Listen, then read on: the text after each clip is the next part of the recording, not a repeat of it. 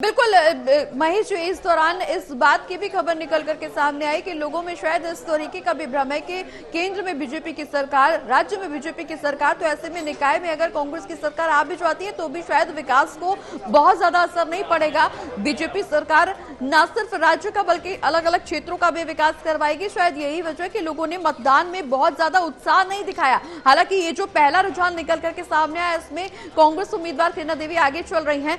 क्या कुछ आगे तस्वीर निकल करके सामने आती है? रुझान कितने नतीजों में तब्दील होंगे, ये एक बड़ा सवाल जरूर बना हुआ है, लेकिन फिलहाल किरणा देवी कांग्रेस के आगे चल रही हैं।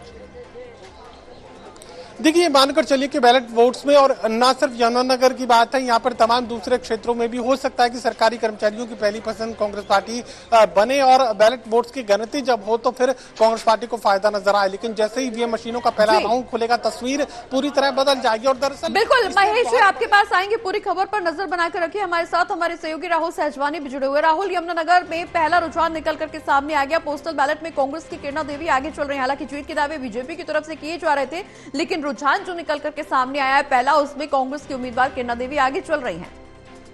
बिल्कुल, देखिए 8 बजे जो है बिल्कुल काउंटिंग की प्रक्रिया जो है वो शुरू हो चुकी थी और ऐसे में अब जो हालांकि अभी सिर्फ 12 मिनट ही हुए और ऐसे में रुझान जो है वो साफ तौर पर सामने आ चुके हैं, जिसमें कांग्रेस की जो मेयर पद की प्रत्याशी हैं किरणा देवी, वो आगे चलती हुई साफ तौर पर नजर आ रही हैं। और ऐसे में जो भाजपा के जो प्रत्याशी है सुमन मैमदी, वो जो है कांटे की टक्कर फिलहाल उनके बीच में है, लेकिन फिलहाल जो है किरणा देवी आगे हैं। और ऐसे में धीरे धीरे जो है फर्स्ट राउंड जो है अब यहाँ पर खुला है और ऐसे में लगातार जो काउंटिंग की प्रक्रिया है वो यहाँ पर शुरू हो चुकी है। जिला प्रशासन की तैयारियां जो है वो पूरी हैं और ऐसे में काउंटिंग एजेंट जो है, साथ में जो प्रत्याशी हैं वो भी काउंटिंग स्टेशन के अंदर मौजूद है। लेकिन सबसे पहला रुझान जो है साफ तौर पर यहाँ पर नजर आ चुका है, जिसमें कांग्रेस मेयर पद की प्रत्याशी किरणा देवी यहाँ पर लीड लेती हुई साफ तौर पर नजर आ रही है।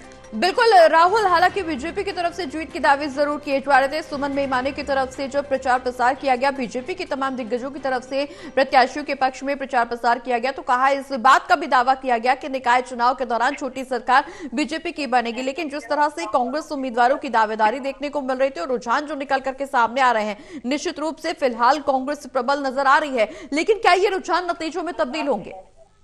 देखिए, बिल्कुल कांग्रेस की तरफ से भी जो है दमखम यहाँ पर चुनावों में नजर आ रहा था और ऐसे में अगर बात करें तो भाजपा की तरफ से तो तमाम मुख्यमंत्री समेत तमाम जो बड़े कैबिनेट के मिनिस्टर हैं, जो बड़े सीनियर लीडर्स हैं, वो तमाम चुनाव प्रचार में साफ तौर पर नजर आए थे। और ऐसे में यही बताया जा रहा था कि यही साफ तौर पर एक इमेज यहाँ पर सेट की गई थी नगर निगम चुनावों में कि भाजपा जो है पूर्ण बहुमत से यहाँ पर नगर निगम चुनावों में जीत हासिल करेगी। लेकिन फिलहाल जो रुझान है, और इस रुझान को हम अभी तक रिजल्ट में नहीं तब्दील कर सकते, लेकिन जो रुझान है साफ तौर पर इसमें किरणा देवी जो है कांग्रेस मेयर पद की प्रत्याशी जो है वो फिलहाल आगे चलती हुई नजर आ रही है। धीरे धीरे वोट खुलेंगे। क्या ये जीत का अंतर जो लीड अभी फिलहाल किरणा देवी को मिलती नजर आ रही है, ये अभी कितनी आगे बढ़ती है या कौन आगे कौन पीछे रहता है, ये भी क्योंकि चुनाव प्रक्रिया भी शुरू हुई है, धीरे धीरे वोट खुलेंगे तो साफ तौर पर ये सब चीजें सामने आती नजर आएंगी। तब्दील होंगे, क्या कुछ तस्वीर होगी, एक बड़ा सवाल जरूर बना हुआ है। लेकिन पोस्टल बैलेट में जिस तरह से कांग्रेस उम्मीदवार किरणा देवी आगे चल रही है, अगर हम लोकसभा चुनाव का जिक्र करें, विधानसभा चुनाव का जिक्र करें, तो शुरुआती जो तस्वीर है वो कुछ समय के बाद बिल्कुल बदलती हुई नजर आती है। अगर इस दौरान हम कांग्रेस की जीत के दावे करते हुए जो प्रत्याशी नजर आ रहे थे उनकी बातों पर भरोसा करें तो निश्चित रूप से, और एग्जिट पोल के नतीजों का भरोसा करें या रुझानों की तस्वीरों का जो भरोसा करें, उसके मुताबिक आगे समीकरण बदल सकते हैं। कभी भी तस्वीर बदल के आ सकती है निकल करके सामने, चूंकि जीत के दावे सभी राजनीतिक दल कर रहे हैं। और खास बात यह है कि इस बार आम आदमी पार्टी भी चुनावी मैदान में है, शहर की छोटी सरकार के लिए दावेदारी पेश कर रही है। लेकिन सरकार किसकी बनेगी तो बड़ा सवाल है। रुझान के बाद नतीजे क्या कुछ होंगे, ये एक बड़ा अहम और दिलचस्प सवाल बना हुआ है।